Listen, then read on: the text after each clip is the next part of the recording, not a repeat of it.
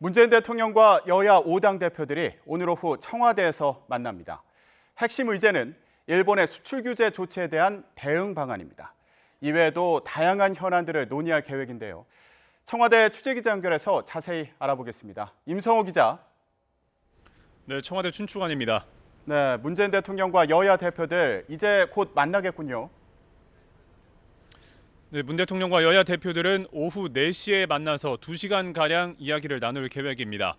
지난해 3월 이후 1년 4개월 만에 이루어지는 문 대통령과 여야 대표들의 회동입니다. 특히 오늘은 일본 정부가 강제징용 문제에 대한 제3국 중재위를 제안하면서 답변 시한으로 설정한 날입니다.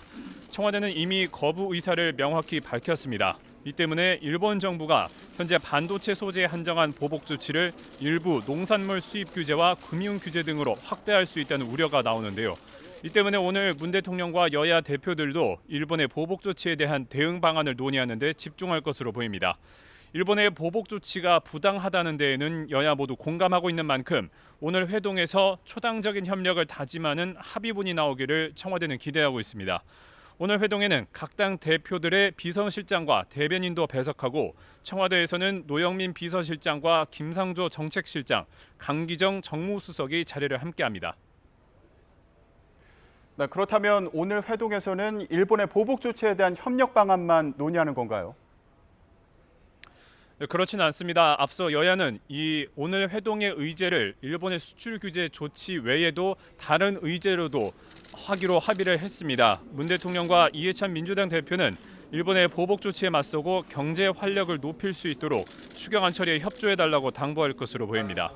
이에 대해서 자유한국당과 바른미래당에서는 소득주도 성장을 포함한 현 정부의 경제 정책을 대폭 수정하라고 요구할 것으로 보입니다.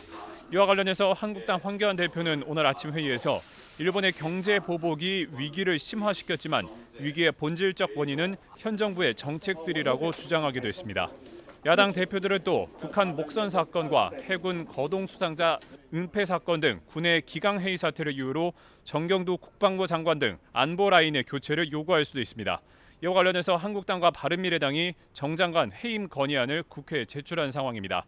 또 민주평화당과 정의당에서는 개헌과 선거제 개혁을 이번 회동의 의제로 제시하겠다고 밝혀서 관련 논의가 있을지도 주목됩니다.